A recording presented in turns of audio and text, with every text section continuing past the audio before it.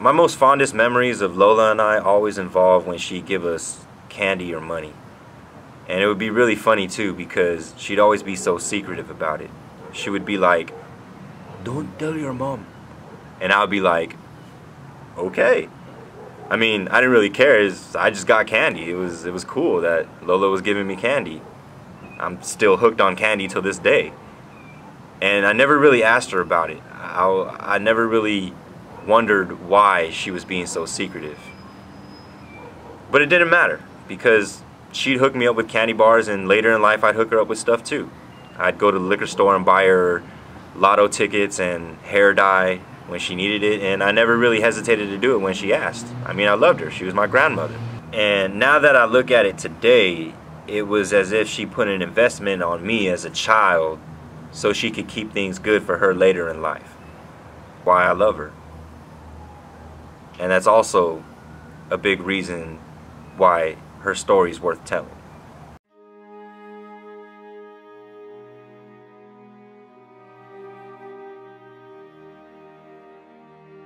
The first 1/3 of Lola's life remains a mystery. But we do know this. A few months before she was born, the Titanic sank. April 14th, 1912. An iceberg with a mass of 1,000,000 tons drifts into the path of Titanic.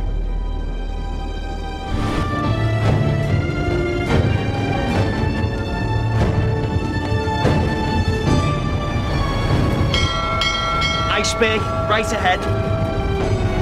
A few weeks after she was born, on August 14th, 2,500 Marines invaded Nicaragua. But on August 1, 1912, nothing of worldwide significance occurred, which is fitting for today's purposes, because on that day, Lola was born. She has that day to herself. For those who call her Lola or Mom, her birth was the harbinger of things to come. As a newborn, she obviously had no way of knowing that 100 years later, her descendants would travel from all the corners of the earth to gather in her honor. Much of her early life is a mystery. What we do know is that 4 years after she was born, her mother died, and she was raised by her grandmother. Her grandmother owned a rice farm and let Lola have a parcel of that land to make a living off of. Well, the farming lifestyle wasn't Lola's forte, and after graduating high school, she went on to become a teacher. Little of her life is known until World War II. The Japanese invasion of the Philippines was conducted on schedule. The first landing was made on December 8th, and during the 2 weeks following, beachheads were successfully secured at 6 points in the archipelago. The Nipponese assault troops had been well prepared for this kind of campaign. She witnessed the tragic death of her father at the hands of the Japanese. After being forced to watch his horrific execution, Lola had no choice but to join the resistance and fight against the Imperial Japanese Army.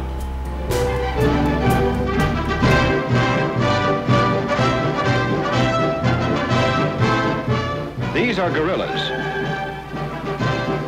Don't let the clothes fool you. Men like these kept the war going in the Philippines long after the Japs said it was over.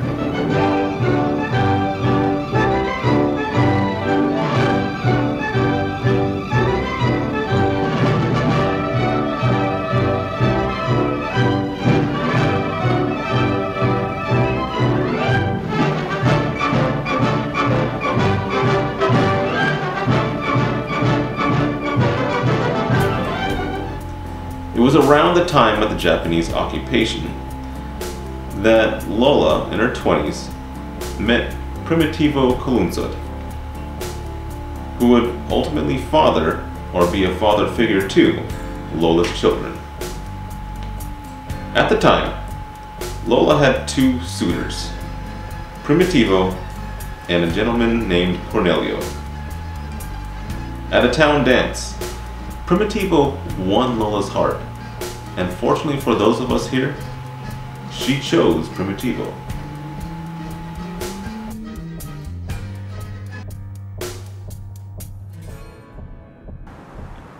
I heard that Lola was very strict, even militant when it came to raising my mom and her brothers and sisters. I mean, I've heard stories that would make Lola seem more like an evil sorceress, much less a loving grandmother. But through all the negative things I've heard, through all the criticisms that I've heard, there's one thing true about Lola, and that is that she's lived a successful life. She's produced this brood of offspring that still continues to celebrate her life and remember her life and even honor it. I mean, she's 100 years old and she throws bigger parties with more alcohol than some of her grandchildren. To get that much honor and respect, she had to have been doing something right. Perhaps at first, the two were happily married. But Primitivo wasn't the type of man Lola was hoping for. He was a bit of a wild one, and he didn't really think women needed an education. Lola, always a stickler for education, did not want to have a husband who was out of control, nor did she want her daughters to go through life uneducated. What follows is the result of one woman's courageous move to forge a better life for her family. She opted for a controversial decision and left Primitivo and her family in Iloilo. The first thing she did was move to Manila, where she got a job working as an administrative officer for the National Statistics Office. After establishing herself, she retrieved all her children and they moved in with her in Manila, where she made sure they received a proper education. One tragic event occurred in the 1960s.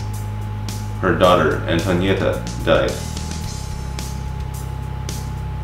She retired from the National Statistics Office in 1976. During the 70s, her daughters were finishing up with school and finding love as well.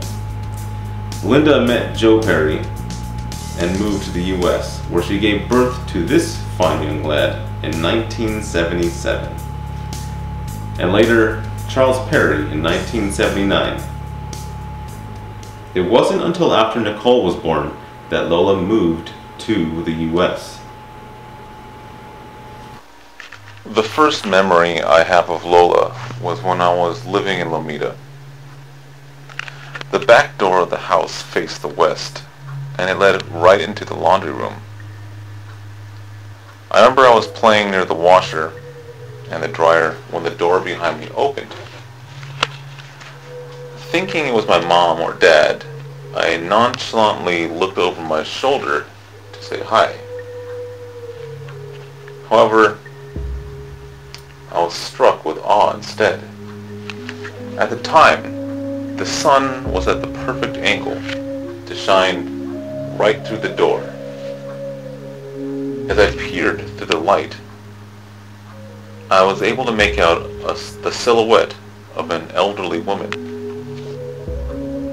I think she may have even had her hands on her hips. I didn't know who she was though. I did hear that Lola was coming, but it didn't really click that this was the person whom we've been expecting. And I had no way of knowing that this woman would be such a dominant influence on the first half of my life.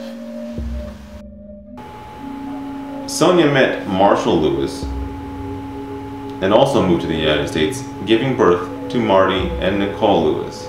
Being the youngest grandchild kind of put me at a disadvantage because even though I've got to spend a lot of time with her, I don't really remember too much. I remember her watching baseball and basketball and her favorite team being the Lakers. And I remember her watching Jeopardy and Wheel of Fortune. Oh, and she'd always have a beer with dinner and grapefruit and coffee at breakfast. I remember she'd come over and visit us, and she'd have a napkin or a paper towel filled with coins, and sometimes it would be up to $10 worth of coins. And Snickers. She always had Snickers. I've gotten everything from a fun size to a king size bar from her. But I think what sticks out in my mind the most is her touch.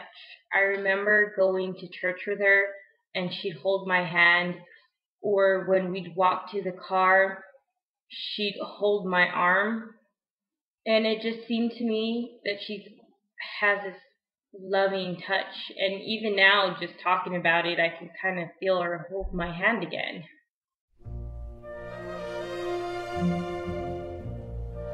In the 1980s, in her 70s, she finally found him, the man of her dreams, Charles Haynes.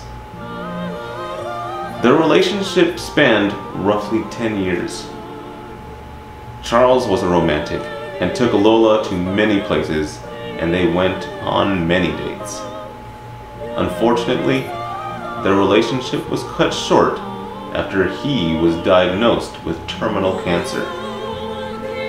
In the 1990s, her grandchildren began to grow into adults, and while her direct impact lessened on their lives, her teachings and discipline which she helped instill became their guiding forces. So who is Lola Fe? Elizabeth Kennedy, an Australian nurse in the early 1900s, said this: "It's better to be a lion for one day than a sheep your whole life." Well, Lola was a lion all of her life. Strict, disciplined, passionate, courageous. She was willing to take bold action where others would have just given up.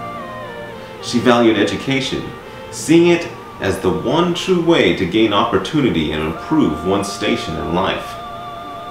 Yet, underneath the hard and determined exterior, it was love that propelled her forward.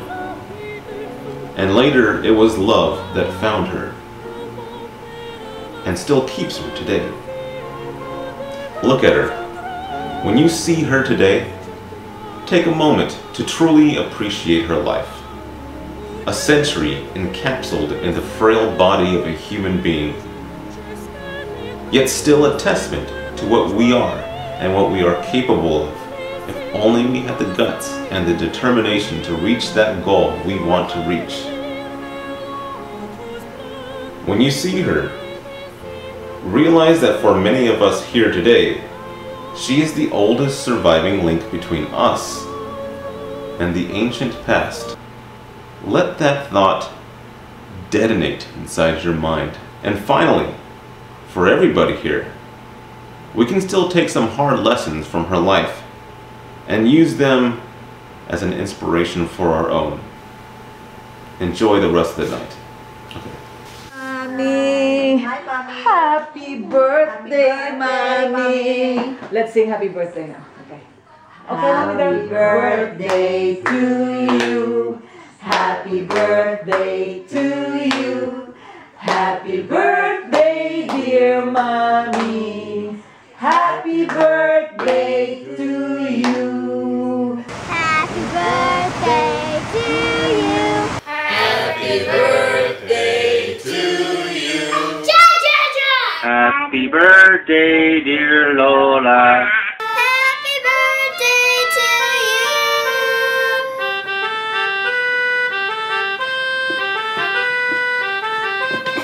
We love you, Lola. We love you. Happy birthday. I love you too. And many more. 100 years, Mommy. Thank you very much, Mommy, for everything. Yes. Oh, thank you, Mommy.